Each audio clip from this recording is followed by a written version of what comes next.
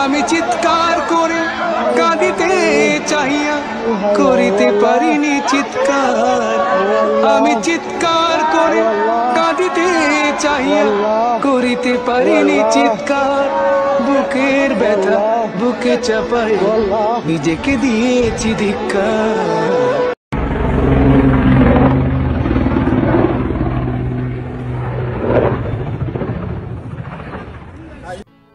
আসসালামু আলাইকুম, কি অবস্থা সবার? আশা করি সবাই ভালো আছেন।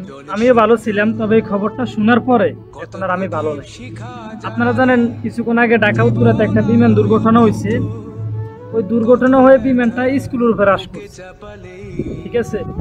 এখন কত হচ্ছে ভাই, প্রশিক্ষণ বিমান ঢাকা শহরের উপরে কেন উড়বে? আপনি আমাকে বলেন, বাংলাদেশে কি জায়গার অভাব পড়ছে? আপনি ঢাকা শহরের উপর থেকে যদি একটা বিমান থেকে যদি মার্বেল ছিটিয়ে দেন, একটা মার্বেল মাটিতে পড়বে না, সব বিল্ডিং এর উপরে পড়বে। তাহলে আপনি কোন সাবাসে আপনি প্রশিক্ষণ বিমান ঢাকা শহরের উপরে উড়বেন? বলেন আমাকে, বলেন, এটা জবাব দেন। এতগুলা বাচ্চা এখন মারা যাইতেছে, এগুলো জবাব তার মা বাবার কাছে আপনি দিতে পারবেন? পারবেন না। তাহলে আপনাদের ভুলের কারণে কেন মানুষ এত কষ্ট পাবে, মানুষের জীবন যাবে? বলেন আপনারা, বাংলাদেশে কি জায়গার অভাব পড়ছে? এটা জবাব আপনারা দিতে পারবেন? শুনেন, ভুল করবেন আপনারা, জবাব দিবে জনগণ। জবাবের বিনিময় দিতে হবে বাচ্চাদের জীবন, এটা তো হবে না, ঠিক আছে? আপনারা যদি আগে ভাগে জেনে শুনে প্রশিক্ষণ বিমানটা ঢাকার বাইরে ঘুরাইতেন, হয়তো আজকে দুর্ঘটনাটা হইতো না।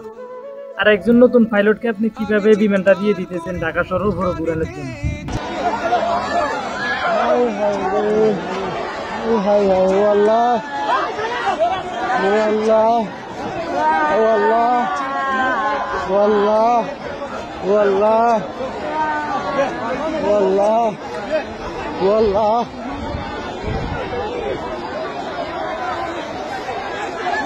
বিমান দুর্ঘটনায় উত্তরা কলেজে বিমান দুর্ঘটনায় অনেক মানুষ আহত এবং নিহতের অবস্থায় আছে, জলিপুর অবস্থায় আছে।